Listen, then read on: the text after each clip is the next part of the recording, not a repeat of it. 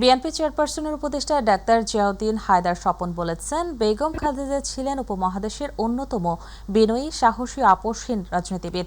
তিনি জীবদ্দশায় কোনো অপশক্তির কাছে মাথা নত করেননি এবং গণতন্ত্রের প্রশ্নে ছিলেন অবিচল।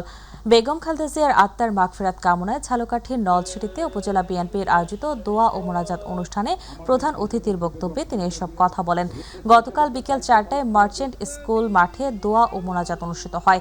উপজেলা বিএনপির সভাপতি আনিসুর রহমান খান হেলালের সভাপতিত্বে অনুষ্ঠানে বিশেষ অতিথি হিসেবে বক্তব্য রাখেন বিএনপির কেন্দ্রীয় নির্বাহী কমিটির ধর্ম বিষয়ক সম্পাদক রফিকুল ইসলাম জামাল এবং ঝালকাঠি 2 আসনে বিএনপির মনোনীত সংসদ সদস্য প্রার্থী ইশরাত সুলতানা ইলেন ভুট্টো।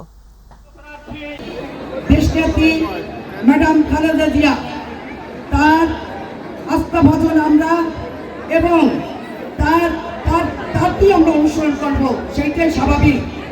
আপনারা জানেন আজকে দেশ শোকাহত, মর্মাহত, আমরাও মর্মাহত, এমন একজন মহিষী নারীকে আমরা হারিয়েছি। আত্মার মাত্রা কামনা করার জন্য দাঁড়িয়েছি। আমরা জানি 1971 সালে জিয়াউর রহমান যখন স্বাধীনতার ঘোষণা দিয়ে রণাঙ্গনে মুক্তিযুদ্ধে ঝাঁপিয়ে পড়েছিলেন, তখন তিনি 2টি নাবালক সন্তান সহ পাকিস্তানি হানাদারদের কারাগারে বন্দী ছিলেন।